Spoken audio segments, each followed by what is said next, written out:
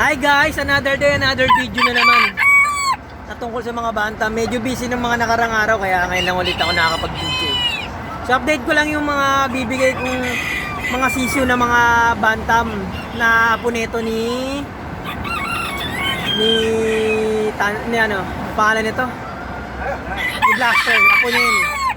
Ito, papasok lang tayo sa loob.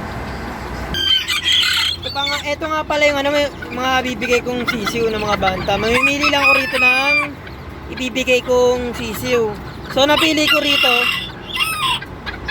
etong kulay itim na wala pa palang pangalan to.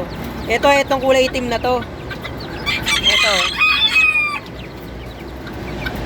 Alabas lang natin siya sa labas para makita natin. Ito nga pala guys, yung isa sa pinamimigay kong sisiyo na bantam. Binaba ito. Apo to ni Blaster. Lalaki na auto, sure na lalaki, 100% lalaki na yan. Yan yung mga gray, yung mga blues, di ko po pwede ibigay kasi yung mga ganong kulay, real color yon, hindi pwede birang-bihira lang makita sa ganon. Birang-bihira lang makita ng ganon. Kaya etong ganitong kulay ni Blaster, birang-bira lang makita ng ganyang kulay na bantam o kahit sa mga manok panabong, birang-bira ka lang makita niyan. Kahit yung pumunta ako dun sa Malabon Pet Market na bilihan ng mga hayop ng mga bantam, walang ganyang kulay kay Blaster. Kay Blaster na yan. Tapos pumunta naman ako dun sa Bukawi, Bulacan. Yun, may nakita na ako, dun ko na ito nabili. Sa Bukawi, Bulacan Pet Market, yan. Ako siya nabili, si Blaster. Ngayon, breed ko naman, lumabas na kulay, si Omega Red, yung pula na nandun, ito. Ito yung kinalabasan, breed ko siya dati. Yan. Anak ni Blaster. Yung nakuha lang yung palong, yung kulay ng paa, yan. Pwede ilabas eh. Wait lang, tingnan lang natin. Ito nga pala yung anak ni Blaster, yan. Yung birinid ko siya.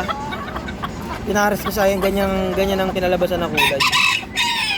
Isang brown red na kulay, brown red yung kung tawagin yan eh. Green leg siya, yan. Banta mo yan ha, hindi manok panabong, parang manok panabong lang. Ngayon, ito yung bibigay ko. Ito yung pinamimigay kong sisiyo. Gusto nyo po makita kung ano yung tsura nito paglaki? Kukunin ko lang ha. Kamukha niya rin yun si Peyton. Green legs nga lang to, si Peyton blue legs eh. Kunin ko lang. So ganito nga guys yung itsura nun, no? Yung pinamimigay kong sisiyo.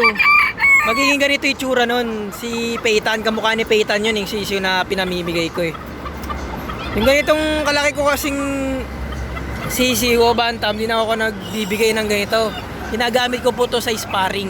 Yan o. Ganda ng tindig o. Binabae ho to. Yan o. Binabaing Silver Hero yata to. Ganitong kulay. Yan. Halos kasing laki na ng lolo niya eh. Ang lolo niya yan. Si Thunder. Ay si Blaster pala yung Blaster. Pala si Thunder yung puti. Yan o, ganyan ang itsura nun, yung sisiyo na pinakita ko sa kanya, sa inyo kaganina na binibigay ko. Yan o.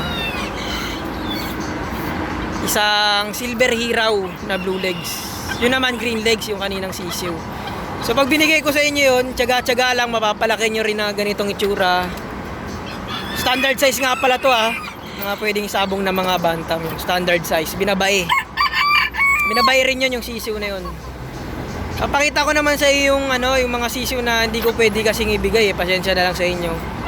Na real color kasi birang-bira lang talaga yung ganung kulay eh. Kukunin ko lang yung mga sisiyo. So nga pala guys, yung mga sisiyo na hindi ko pwede ibigay, lalaki rin to eh. Yan o. Real color kasi to, etong mga ganitong kulay na bantam, gray. Bukod sa gray mga malun. O sa real color na binabay pa to. Wala birang-bira lang ganitong kulay na bantam na kulay blue. Kulay gray blues kasi kung tawagin sa to eh. Sa mga kulay ng mga hayop. Pag gray, tawag dyan blues. na ganitong kulay, birang-bihira lang. Tapos binabay pa siya. So birang-bihira na nga lang makakuha ka ng binabaing bantam eh.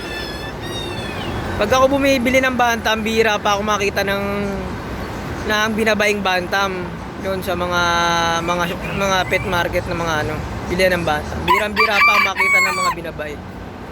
Ito, kulay ano, blues na, tas binabay pa. Binabay rin to paglaki. Kaya di ko lumipad na naman kanina. Kukunin ko ulit yung isang ganito. May kapatid ulit yung isang ganito eh. Ito naman isa kanina, yung kapatid ng kanina, kapatid niya rin. Blues din ho to. Palagay ko ito yung magiging ganitong itsura paglaki. Kay Blaster yan, ganyan lolo niya kasi yun. Parang magiging ganito yung kulay niya eh. May halo lang to puti-puti onte. Yan. Real color din ho to. Binabay din tong ganitong kulay eh. Binabay din siya. Hindi ko rin ho to pwede i-out, ipamigay, mga ganun. Baka sa sunod na palahi ko doon sa nanay nilang si Blues. Baka yun na pag may lumabas na kahit may lumabas na blues, mga ganong kulay, mga ganitong kulay, pwede ko na ibigay. Yan. Mas baka sa sunod, mga ganon.